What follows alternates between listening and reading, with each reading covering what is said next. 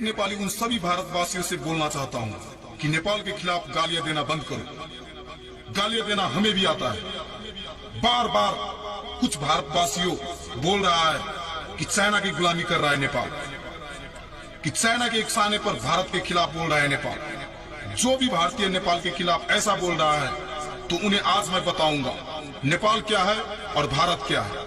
तो सुनो, हमारा देश नेपाल जो न कभी किसी के सामने झुका है न कभी झुकेगा, वो है नेपाल। विश्व में एक ही ऐसा देश है जो किसी के गुलाम नहीं बना है, वो है नेपाल। विश्व में एक ही ऐसा देश है जो शांति के प्रतीक माना जाता है, वो है नेपाल। हमें गर्व है कि हमारा जन्म नेपाल में हुआ है। और कुछ भारतवासियों हमेशा एक ही बात करता है कि चाइना के उकसाने पर भारत के खिलाफ बोल रहा है नेपाल। अरे तुम्हारा दुश्मनी चाइना से है तो हमें वो गुस्सा हम पे क्यों उतार रहे हो? बहुत घमंड है तुम्हें अपनी ताकत पर, तो लड़ो ना चाइना से। देखते हैं कितने पड़ोसी मुल्क से तुम जीत पाते हो। आज भारत को लग रहा है कि हम सबसे ज्यादा पावरफुल देश है, तो हिटलर का हिस्ट्री पता ही होगा भारतवासियों को। हिटलर को भी ऐसा ही लगा था कि हम बहुत पावरफुल है, हमें कोई नहीं हरा सकता। और परिणाम क्या हुआ पता ही होगा। अगर फिर भी नहीं समझते तो ठीक है, भविष्य में समझ जाओगे। अब सुनो, अगर लीपू लेक और काला पानी के बारे में वास्तविक तथ्य बाहरी दुनिया को पता चलेगा तो भारत की प्राचीन सभ्य शालीना पुरखों द्वारा अर्जित इज्जत और विरासत मिट्टी में मिल जाएगी। तब सारी दुनिया भारतीयों को एक घटिया क्षुद्र चित्त वाली कौम के रूप में जानेगी। उसके बाद भारत को एक बड़ी शर्मिंदगी के साथ नेपाल का काला पानी, लीपू लेक और लिपियाधुरा वापस देना होगा।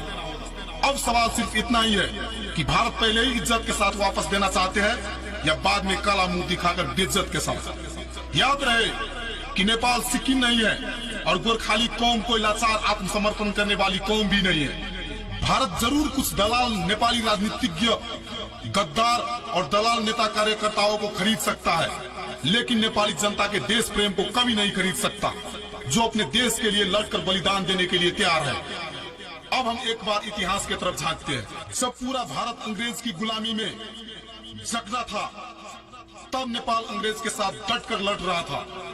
बहुत सारे भारतीयों को यह भी पता नहीं होगा कि अंग्रेज भारत छोड़कर जा चुके थे, लेकिन राजस्थान और बाकी 1 दर्जन राज्य मिलकर अंग्रेज को चिट्ठी लिखी और कहा कि आप वापस आ जाइए हजूर और खुलकर भारत में व्यापार करें।